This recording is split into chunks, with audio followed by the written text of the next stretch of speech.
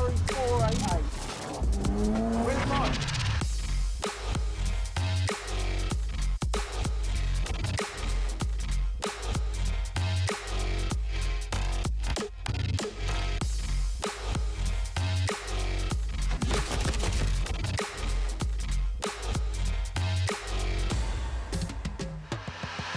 Is Chiro Champion signing off. You've been tuned in to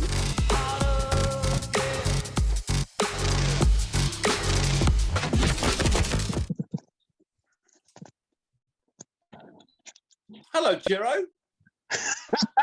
Sam. I don't think anybody will ever realise how much of a rush it is to get to this moment every Wednesday at 9 o'clock. Honestly, every time it's like 3 minutes up, we're over driving home, we're running, something's going wrong that just puts us in a position where it's like, yeah, we still made it. Literally, I was in a meeting at the hotel at 9:50. I told him I needed to leave at 9:40. I'm in the car with the Zoom testing the sound on the way home. Yeah. And we've got Ed Bolian tonight, so I'm like, got to be on time because Ed Bolian is on our show. And you did that. That's it, man. We're a team though, right? We did that. It's our show, man. We worked together. We've come this far. You know, this is something we've been waiting for a long time. And Ed's a good friend of mine. I'm going to introduce you to him. We're buzzing about our SEMA trip. You know, for that it's gonna be buzzing. You know, wicked. And that thing we spoke about this morning, I've sorted it. It's sorted. You don't need to mention it again. No worries. Well, we'll talk about that at some point. It's not a problem. But just looking forward to it. You know, people assume that, you know, you and me have all this fun. You know, we're either out with guys with Cunning's eggs or Lambos or fake Ferraris or fake movie cars, right? And people think that all we do is have fun and party like rock stars. People don't understand the hard work that goes behind the graft that we're doing. This isn't all fun and games. This is. But the thing is, you can't depict that on social media. So the social media, you're depicting the positive stuff, the fun stuff you're doing, the fun stuff, like the video shoot yesterday with the Lambo, the Koenig Zig, the Bugatti Chiron and everything. Amazing. The stress that went into making that happen is unreal. But you just do it because you love what you're doing, and you make it happen because you want to make it happen. And honestly, I got back last night and I was absolutely buzzing because I just got home and said, I did it. But every single day is like an achievement to that level sort of thing. So we've got a few people watching. I'm going to say a few hellos. Martin Lucy was there yesterday with the pictures. Thank you, Stuart Hardman. Joe Kingman's watching. Russell John Woods is there. Yes, Joe Kingman knows. VINWIKI, baby. I got Patrick Wilson, Mark Murphy from Cartoons Magazine. Everyone's watching tonight. Tavarish picked a like up tonight on the channel. I'm working with Tavarish at the moment on a certain project, which you and me are going to have to do a little video on. We love that. It's quite cool. Things are just moving forward very, very well. To be honest, I've got lots of people asking if we're going to SEMA, and if we're allowed to leave the country, then yes. We are going to SEMA, and it's us and you and me and us and we. Because what if? Because I'm going, even if I have to go via Kathmandu to get there. We're going via buttfuck nowhere via Bovington Tank Museum, right? I preferred Kathmandu, to be honest. It's quite. It come off the tongue a lot better, to be fair. But you know what? Ed just said he's running a couple of minutes late. So, Craig, Mr. Producer Man, as soon as he's in the lobby, give me and Shira the heads up and we can walk him in. We'll do no problem.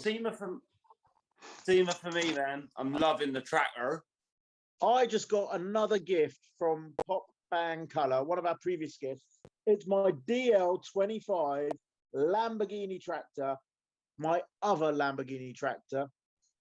You know, my other Lambo. Mr. Pop Bang Color. Yeah, what a Ian Banu Crooks. Yeah, what amazing. A freaking legend, though. So this is one continuous draw, and it's number 875, original artwork. So I'm going to get this framed by easyframe.co.uk. I need to go on there with my discount code because I've got one of those that he did the NAS charger for me. So I need to get that done. Because this wall, very bland wall it is going to become my art wall. So obviously all my artwork and stuff like that. I did do something pretty cool today, which I want to speak to you about. So, have you seen Fast and the Furious 6? Yes. The Fast and Furious 6 is a white, like a cream off-white Mustang that gets run over by a tank. Yeah. Do you remember roughly? You bought that leftover Mustang. I bought the rear end from that Mustang that gets crushed over by the tank today. How do you find this Turned stuff? out it's about 200 feet from the studio in Waterlooville where I bought it from. No way. 100%. How crazy! And I saw it on Facebook. I was like, "That's mine." Just the only by problem. The studio where we have the photos done. Yeah, 200 feet from there. So it's on the same industrial estate. No, it's over the road. So same industrial estate, but other side of the road. Unbelievable. How cool is that? How much did you get that for? I can't tell you because I'm trying to sell it to someone tomorrow. So when we have Mr. VINWIKI, Ed Bolian, on the show, you had a little project with him recently. We should have had this conversation before we were live on air. Can we kind of mention that? Let's see how the car's being picked up tomorrow. I'm pretty sure Ed's very clever at dropping hints and stuff, so let's allow him to take the reins on that. I don't think we can talk about the brand, but maybe we could talk about a certain car that's up for auction at the moment in Abu Dhabi, which might be quite a cool thing to talk about. Well, I'll let you lead because Ed's your actual friend in real life. In real life, I'm kind of fanboying right now, and I know there's a few people that like follow Ed, and he's got 1.89 million subscribers on YouTube, so huge name for us to have on the show. And as I said, you made that happen. Thanks, man. And you made a lot of our guests happen. It's just a team effort through and through. You know, we had a nice chat today about how SEMA's going to be for both of us, right? And not a lot of people understand that SEMA is like a 20-hour day. You sleep for 4 and you work for 19 and party for 1. Vodka and Red Bulls. Yeah, vodka, Red Bulls. Breakfast, lunch, and dinner. All day, all night. What the fuck? No, so honestly, man, we're gonna have the tightest schedule in the world. It's all going to be filmed. You're a fantastic videographer. Is going to be dropping videos every single night. You know what? So we had this plan, and so we've looking for sponsors for the SEMA trip. And it's not only about SEMA. We're going to be going to Atlanta for a few days, Dallas for a few days, LA for a few days, and Vegas for a few days. We're going to put out a vlog every single day. So when everybody's at work, 2 o'clock, 3 o'clock in the afternoon, we're going to drop a vlog of what happened that day in America. So it's kind of like time traveling because we're filming it. Ed's in the Zoom somewhere, apparently. Let's go. Craig, is he in there? Just come in. Hey, there he is. He's in the car. What car? He's in a Ferrari, I reckon. I'm trying to be. Wrong. Can you hear me? We can hear you, Ed, loud and clear. How about that? Magic of the internet. Let's have a quick selfie photograph. Let's all smile. Look at that. Look at the technology. Imagine this 10 years ago. Who's got your Nikon? What a time to be alive. So what car are you in, Ed? What car are you in? This is the 2007 flood-titled Ferrari 599 from the current Car Trek series. Very, very cool. And it's still going. It is still going. Yeah, it's, I don't have any gauges, and the airbag light is on, the front suspension's falling apart, and it squeaks everywhere. But overall, pretty solid automobile. Is there aroma of catfish in there, or are you quite good with the stench of damp? To be quite cosmetically, the car is exceptional. It only had about 8,000 miles when I bought it, and I think it only had about 4,000 when it was in the flood. And so it looks like a very, very nice car. Doesn't always drive that way, but it goes where you ask it to. I did about 3,600 miles during the Car Trek filming, a round trip with it. Wow. And it made a lot of weird noises, but hey, it got there. That's amazing. So Ed, this is Chiro. He's my buddy, my partner in crime. And, how you doing, Ed? Fanboying right now. Welcome to the show. My pleasure. Thank you for having me. That's cool. So Car Trek for me is like Car Trek for me, and I think this is your aim maybe, is just like a Top Gear kind of travel car thing, but as good as the Grand Tour. You guys have nailed it, honestly. Oh man, that is the highest praise we could ever ask for. I mean, nobody is ever going to hold a candle to that. And we're not really trying to be that good. We can't be that good. But at the same time, it's obviously something that motivated each of us in a very, very real way. And, you know, we just, when the sponsors asked us, you know, we want to produce some higher quality content, what would you like to do? Obviously, our first answer is, we want you to let us play Top Gear. And so that's what we're trying to do. And the production value is through the roof. I mean, you know, the first ever episode I watched, I was blown away. I was like, oh my God, like the production value is unbelievable. And, you know, every single episode gets either a better location, a better car, or more crazy shit that just happens. It's fantastic. That's what we're trying to do, is just raise the stakes. I mean, I feel like that's kind of a proper stewardship to the viewers, is like, as we gain more of a following, as we get better sponsor relationships and have the means to make higher production value content, that we're able to do so, and we choose to do so in order to kind of reward them for, you know, their subscribership and viewership. It's amazing.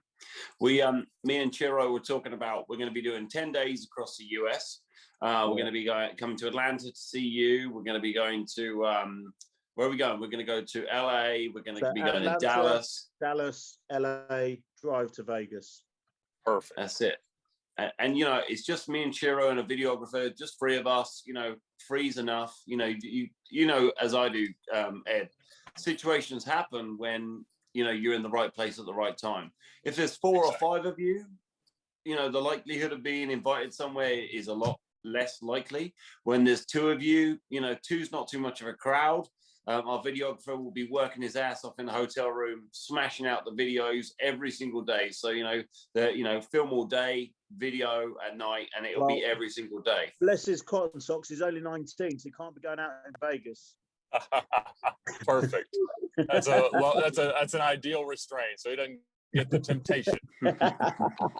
That's it. No, but we were thinking, obviously, coming over to Atlanta, catching up with you. It's going to be absolutely phenomenal. There's a lot of fans over here in the UK. Is there scope for you guys doing a car trek in Europe? We would love to. I mean, obviously, that increases the required budget a good bit, trying to get everybody over there. But I would love to do a bit where we buy the cars that we can't have here that are awesome. So do some sort of TVR, maybe a V10 twin turbo Audi RS6 Avant, maybe a Caterham of some sort, or a Lotus 340R. You know, some of those cars that we've always watched on programs like Top Gear, but known that they were never going to bring over here. So I think that would be fantastic. Wicked. Well, we will make that happen. We'll talk more when we see each other in October, November. Perfect. So, sorry, carry on, Ed. Oh, tell me what you guys are doing with the podcast here. So basically, with the podcast, we've had some amazing guests. We started during lockdown 3 at the beginning of January with a weekly show, and we've just cranked it up. Our producer's streaming it over my Facebook, my YouTube, Sam's Facebook, his YouTube. So it's multi-streaming, which is awesome in terms of what he's doing behind the scenes. Building up the audiences, just getting interesting conversations going. And it just shows the wide variety, just the diversity of the whole automotive scene, from yourself to artists to show organizers to mechanics. Big Chris, who's a friend of Ed's as well. Yeah, Big Chris is a good friend of mine, friend of yours, and he's been on the show as well. So yeah, just a variety, and just having different people, describing their role in the industry. It's so wide. Yeah, for sure. Great. Perfect. And stories as well. People's stories, experiences, memories. Some of the guys that we've had on from Juarez and stuff, is phenomenal to meet these people. And, technology brings us all so much closer together. 100%. I mean, the problem with the UK, Ed, is that the car show market has been limited and repetitive to death. So every car show has been the same. It's a Ferrari show. It's a Lamborghini show. It's a Volkswagen show, it's an Audi show, and every single car group has basically tried replicating the same show and basically drained every life and soul, out of every show. But Chiro here has gone above and beyond. He's rented a castle. Robbie Williams, anyone famous has played at this amazing Nebworth house in the UK. We got Richard coming over, Big Chris coming over. We got a big show going on. It's going to be probably one of the biggest shows in the UK this year.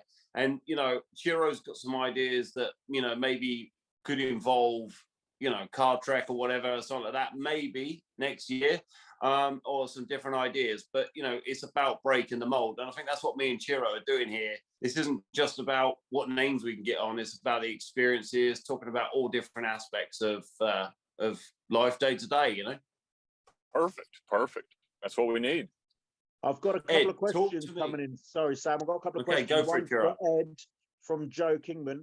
Has Ed found out any more about P440 CPJ?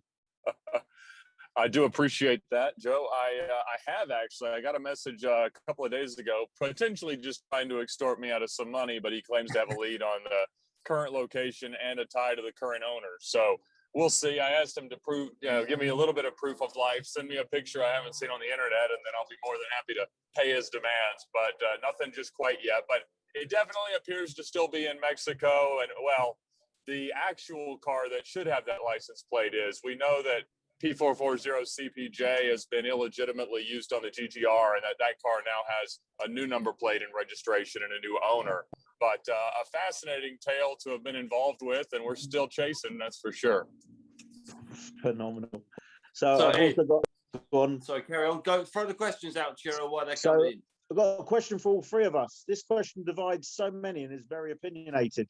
The Ariel Atom isn't one, but the Miura was the first. What is or isn't a supercar?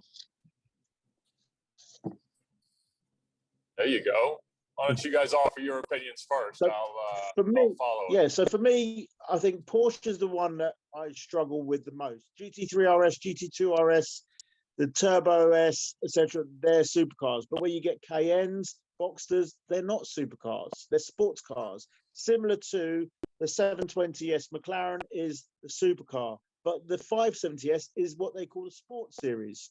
But then again, for me, the 570S is a supercar. It's so hard because when you host an event like a Supercar Sunday, a lot of people say, I've got supercar power, therefore I should have my M Series BMW or AMG on display. But it's not about the power. For me, it's a mix of the value of the car, the brand of the car, the power of the car, and to a certain extent, the rarity of the car. Okay, for me, it's really hard for me to answer this question because I'm a muscle car guy, So supercar to me, you're talking Plymouth Daytonas and Superbirds and stuff like that. That's my, version of a supercar.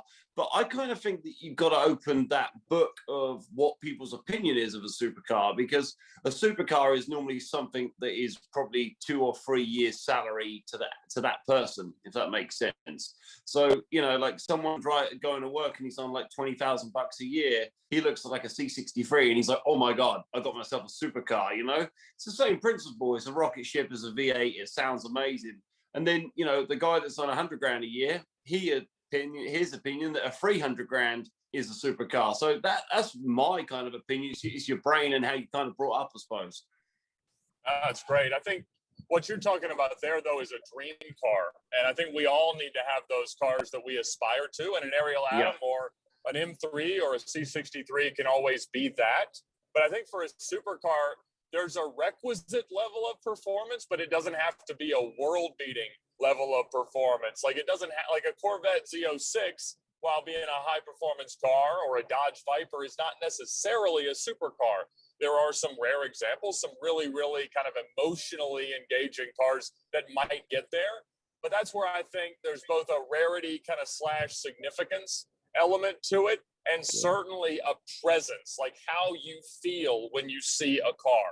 It has to be so emotionally overwhelming that it's something that if it passes you right now, you would never mistake it. And that's where some cars from McLaren, Ferrari, maybe even Lamborghini might not always qualify as supercars, because if somebody passes you in an FF, or maybe even in this Grigio Silverstone 599, while some would say it's a supercar, I don't know that that's a cut and dry case. A Murcielago, a Mercedes McLaren SLR, any of your hypercar level stuff, that's always risen to what a supercar is. But, it's not always that, again, that cut and dry. I like that. So I was asked a question I was asked a question on Power Nation TV about 2 years ago. What is a hypercar? And hypercars are now like the creme de la creme. Every hypercar is a supercar, but not every supercar is a hypercar. And the hypercar level, you've got the Pagani, you've got the Bugatti, you've got Koenigsegg, you've got Rimac, you've got a certain upper echelon. But then Mercedes have the Project One that's coming out. That's a hypercar. So there are levels to it. For me, the 599 you're in, that is because it's a Ferrari brand, it's a supercar. The FF with a V12 up, for me, it's got that emotion about it. It is a supercar. And the FF, for instance, for me, has grown on me massively in the last few years. But it's just like Nissan GTRs. They have got that supercar power. Yes, they are special. But are they the NSX? Are they the LFA? No.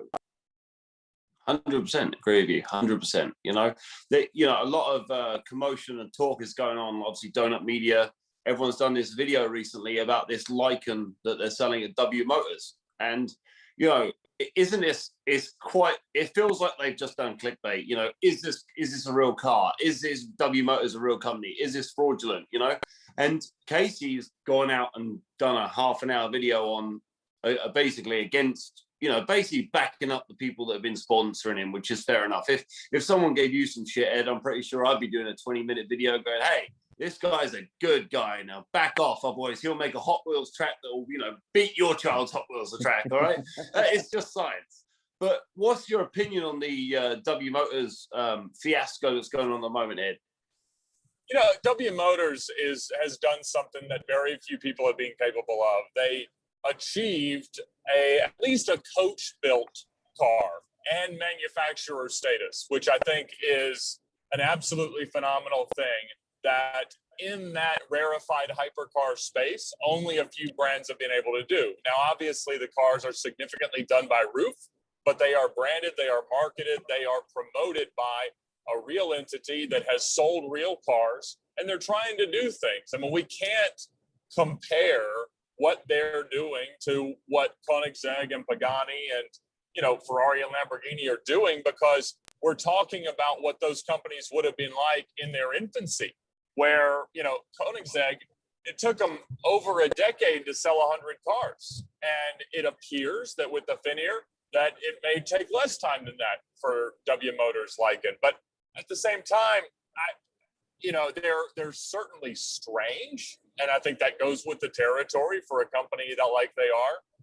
And I think what they're doing with this, kind of a Porsche, kind of a Lycan, kind of a fake electronic token NFT thing is tough, because it definitely doesn't make you look less scammy to try to run an auction like that with a lot of very strangely paced bids and no activity during the prescribed bidding window.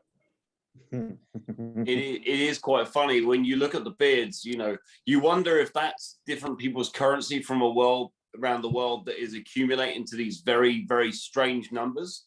And the time period of the bids as well is very exact, which is so strange. It's like on the hour, on the half an hour. It's not 13 minutes past 2. Do you know what, wife? I'm going to throw a couple $100,000 down and have a go. It seems very orchestrated, which is a shame. But let's see where that car goes. Maybe some YouTuber will buy something silly and put it all over the internet that he's bought a Fast and the Furious movie-esque stunt car. Maybe it'll go all over the internet, and maybe it'll try and break the internet. Watch this space, I suppose. Yeah, and I've talked to Casey obviously a lot about how he adds value to what he has, because he has a body that you found that was for Fast and Furious, authorized and probably constructed at least with the molds from the Lycan Hypersport, And he's in very well with W Motors. They've offered assistance, they've offered some parts, they've offered some help.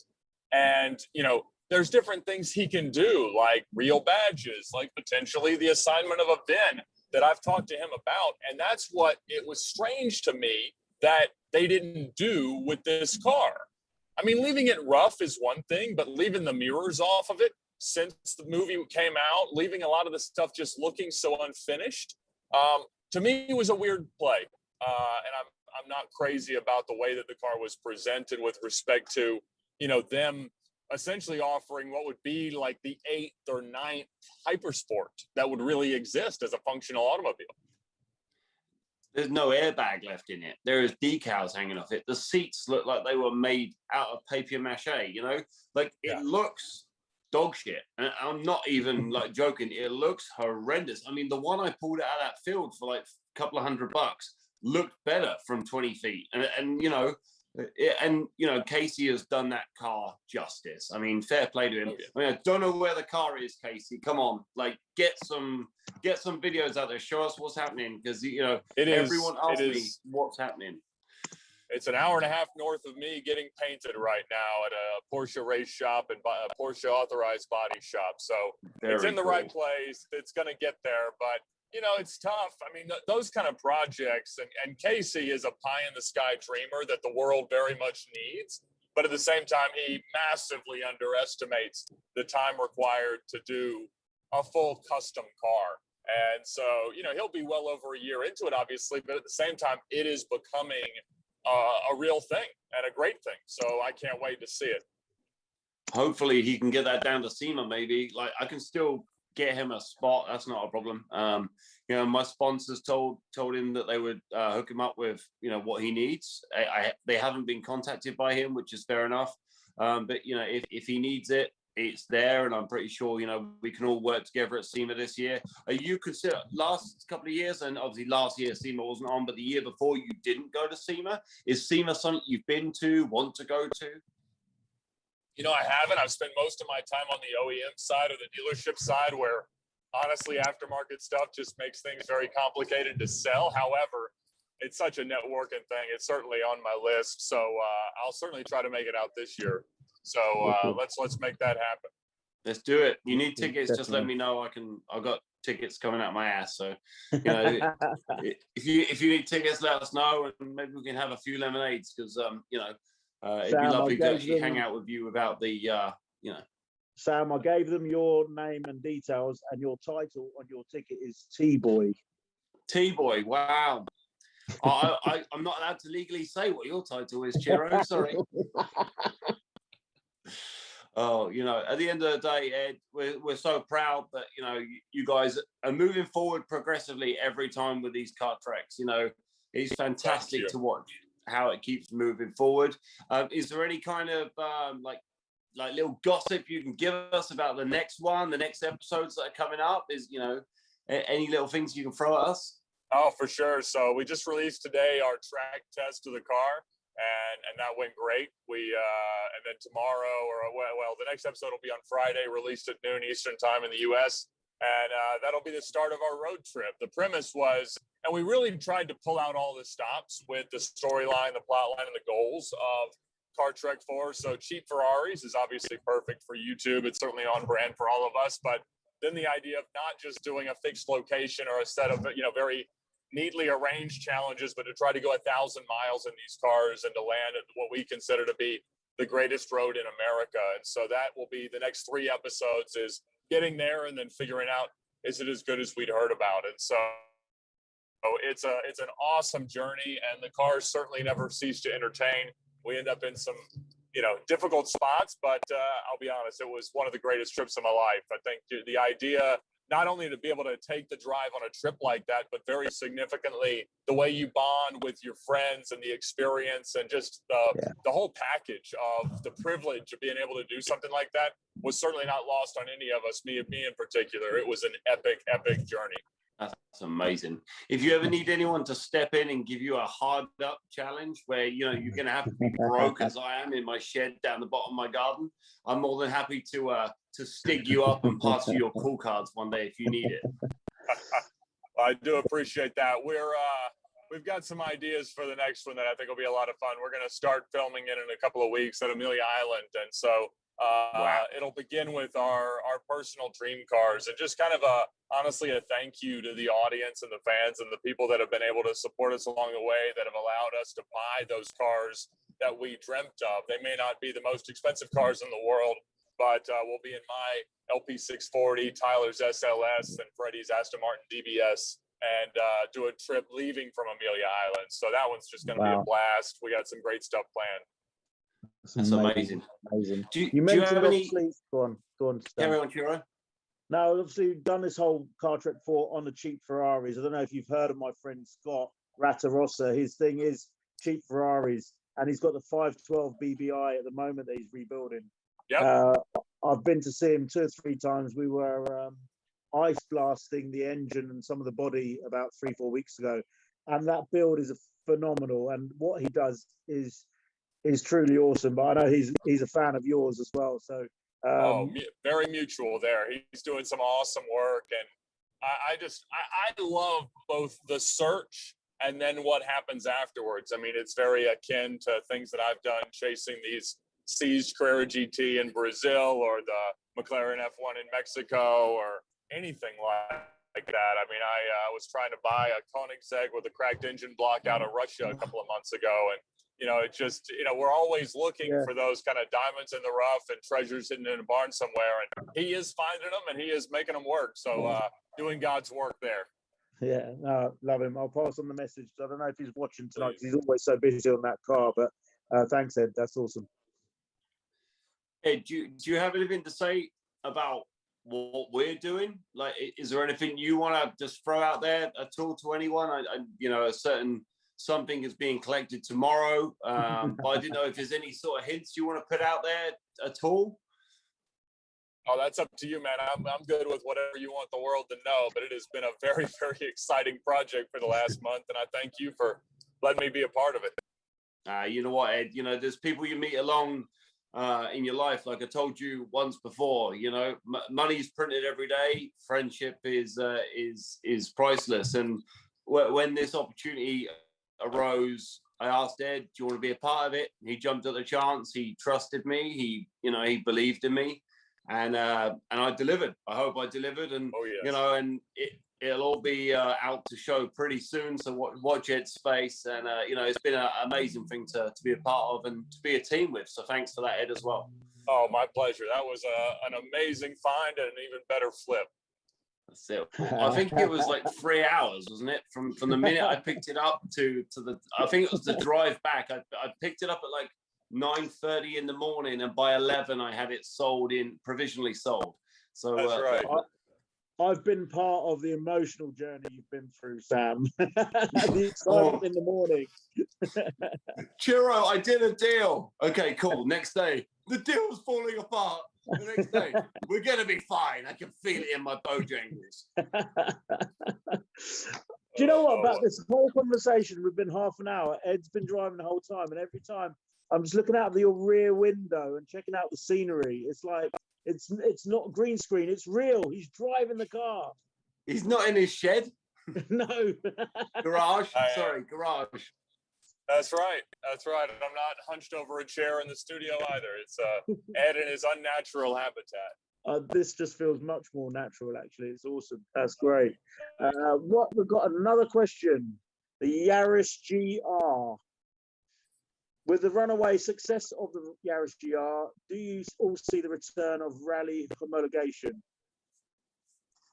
Boy, would I like to think so. I mean, obviously, it's not a version we get here in the U.S., but just seeing the car, and I don't know what, I watched a video the other day. It was just a clip on Instagram somebody had, but it was these 2 hypercars come around a bend on like a gorgeous mountain road, and right on the bumper of the last one's a Yaris GR. And it's amazing what the car can do, and it kind of gets us back to that time, like 2003, 2004, where we got the first STIs in the US and the Evo 7. And it was such an exciting time because we were selling $30,000 cars that were world beating from a performance perspective. And this was long before the explosion of production of AMG and M cars and stuff like that. And so I just thought it was such a special time for enthusiasts. And I hope that we're headed back in that direction. That'd be awesome. Yeah, we had some time with the Yaris GR. It was actually booked in to film with on a Wednesday, but we got up to the north of the UK. It had been snowing and sleety, so we couldn't lay the power down properly. But it was a monster. The only thing wrong with that car is the exhaust note from factory. It needs an exhaust upgrade straight away for it to give it the sound. You get the sound on the inside, but on the outside, it sounds what I would say puny. So Sounds it like needs a a lot Yaris. more. Yeah. But there's only literally 3 elements of the Yaris left. This car that we had a Cayman R 10th anniversary meet at the hotel the other day, and there were just 4 or 5 other cars, and there's Toyota Yaris GR in black pulled up, and it looked like, and I think my description was, a Yaris on steroids, crack cocaine with a meth chaser. It's a monster. Oh, that's perfect. That is perfect. So, Not Of so course, tonight- we can't. drugs or anything. Of course, we can't be seen to promote a particular exhaust for that car, or else they'd have to pay us $26,000, right? That's the going rate. wow. And But I future want a kickback as things. well. Sorry, for each one sold, I'm going to need a kickback. Otherwise, I'm just not in. Absolutely not. And of course, you got to give it to me and put it on my car. There is a bit of a backstory to that, and there's some reach around going on legally in the background, so I can't comment, but I'm aware of things happening there. Oh, it's a bad day, but that's there's the other side of it that when you think about the way to really expose the world to a concept, I'm so grateful that we've been able to work out deals with such great partners to make stuff possible. I mean, obviously we spend a whole lot more money than that making Car Trek series, and I hope that it translates to at least people in the US going over to Auto Tempest. I know that it's not available where you guys are at, but I think that the brand deals that allow us to up the ante from a content perspective are really, really valuable. And I think that the viewers appreciate that. I mean, it needs to be reasonable, both for the sponsor and the content creator, but it is a difficult line to cross, like what's fair, what's okay, and where can somebody actually, see an ROI. Well, from my point of view, with some of the stuff I do with my sponsors, whether it's attending events, it's always about making sure that it's a two-way street. And the conversation always starts ethically, as in what do they want to ultimately get out of it. Bringing you three together, massive power plants in the social media and automotive world, I think is a winner for them anyway. And then just with the content that you've produced, Car Trek now number 4, you can see the future and where it's going. Auto Trader, which I'd imagine is the equivalent of Auto Tempest in the UK. Am I right? Or yeah, similar. So yeah. They've got my friend Rory Reid, ex-Top Gear. He's now producing that, and they've just hit 500,000 subscribers in the space of, I think, 2 years. So That's he's brilliant. smashing it for that. And the content is so important, but they've got the budget for it as well. So it works. And I think, like you say, to Auto Tempest onto a winner with that. Yeah, so in the US, Auto Tempest searches like Auto Trader and Cars.com and all the other listing sites at the same time, but Auto Trader is one of them. During this drive, I went past Auto Trader's headquarters. So they were owned by Cox Automotive here in the US, or here in Georgia, actually, in the US. But yeah, I mean, that's it exactly. Like, you want to find ways to use those resources and to use the desire for sponsors to gain that kind of exposure, to not produce your regular content, but something that is, hopefully more interesting, more rewarding, more engaging to watch. So that certainly is what we're aspiring to. It's amazing. So guys, I thought I'd tell you about some crazy shit boxes that I bought this week. Okay. So I bought a Ferrari F40 replica. Okay. But it gets worse. Okay. It gets worse. It has a Cadillac, 1980s Cadillac V8 front-wheel drive setup in the back. So now it does donuts, which is quite cool. Now I bought a Jaguar C-Type, and then the icing on the cake is the last piece of the puzzle, though. I bought a 2004 Ford Fiesta ST, right? Right. But the body has been removed, turned around, and then welded back on. So now you can do 120 miles an hour backwards. Where do you find these cars, Sam? I just ask inappropriate people that are stood in the wrong places, and they seem to have stuff that I need in my life. Sam, we cannot give you money. No, you cannot have money. No. Bad things happen. Oh, I'm going to make some money out of this. You watch how much money I make out of this piece of junk. I mean, YouTube is going to break down for the 3.5 hours this video is going to be on there for. I'm going to turn up on a Ford track day with all these like amazing cars that everyone's basically dream cars, not supercars. Dream car. I now know because Ed's the expert. I'm going to turn up with my backwards ST, and I'm going to be overtaking people going backwards around a racetrack on a track day, and I think that's going to be pretty cool.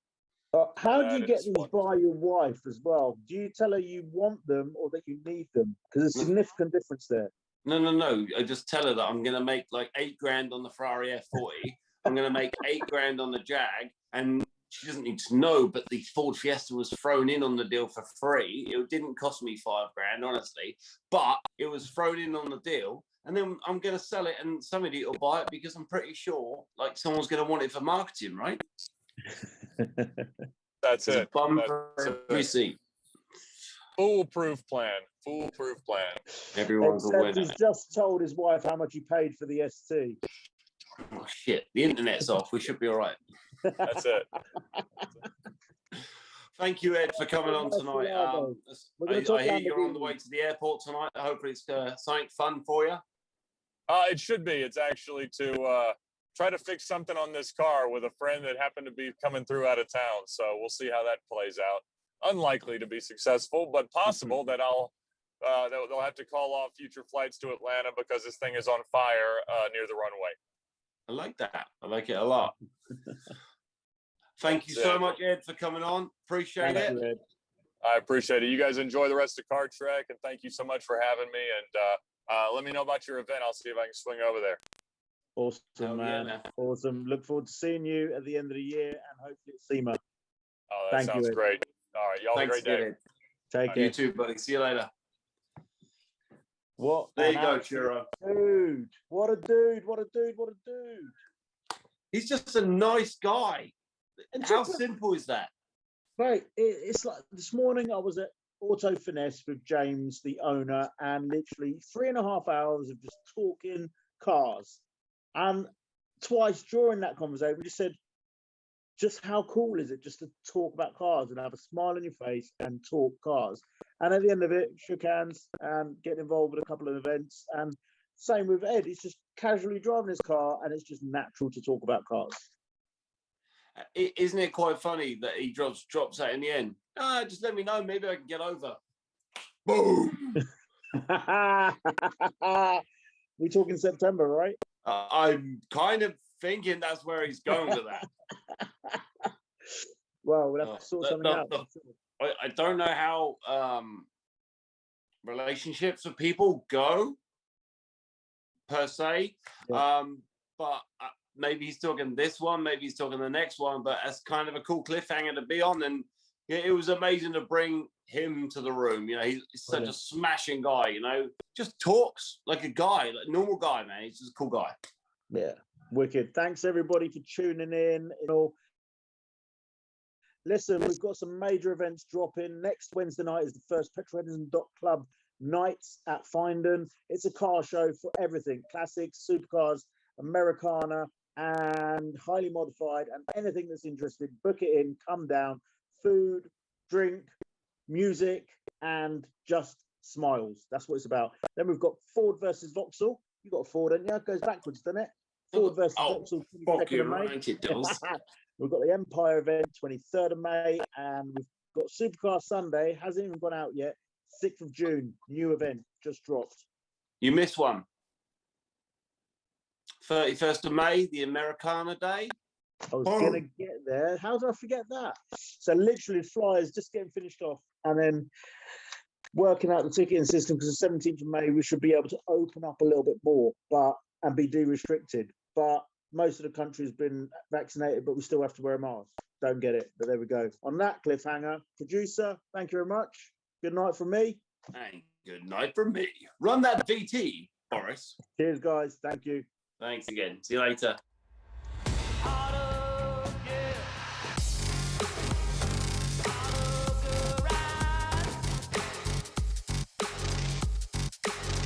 Country. same power to weight ratio as a Ferrari 488. Where's mine?